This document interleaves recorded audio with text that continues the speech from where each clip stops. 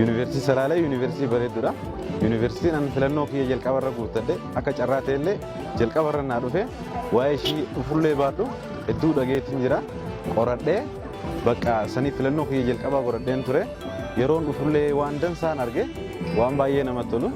Haalli isaan itti nu keessummeessan simannaan isaan nu godhan haalli qabiinsa warra xabbaqaa isaaniif illee hedduu hadas nu jiru haala galmee hunda hedduu nu gargaara. Haala gaarii nu simatanii yenoo akkatti sagalee teenya illee nurraa fudhanii jaallan keenya kaafaniin illee akka ergaa teenya nu dhagaan nu dabaru isaaniitiif warroota asitti nu keessummeessan isin illee hedduu galatoofannaa. Yuunivarsiitiin Salaalee yuunivarsiitii kaampaasa Taaddasaa Birruu maqaa gooticha keenyatiin kan moggee as dhufuu kiyyaaf hedduu gammachuu olaanaan na dhaga'ama.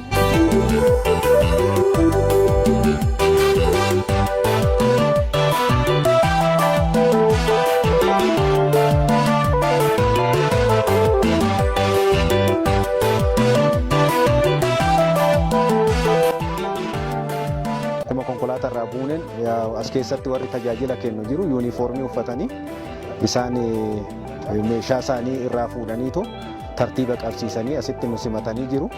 Waan barbaachisaa ta'es immoo unka seenaa jireenyaa barattootaa itti guutamus nuu fidanii asumatti rabsanii barattoonni guuttatanii jiru.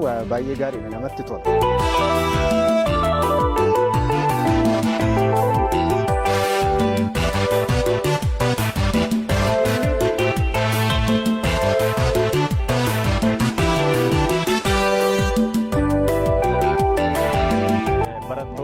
Yuunivarsiitiin qabaabaliin kun baay'ee kan namatti toluuf kan nama gammachiisudha jechuudha. Haala simannaan baay'ee kan itti gammannee jirra jechuudha. Haala ariifiidhaan ilaaleera.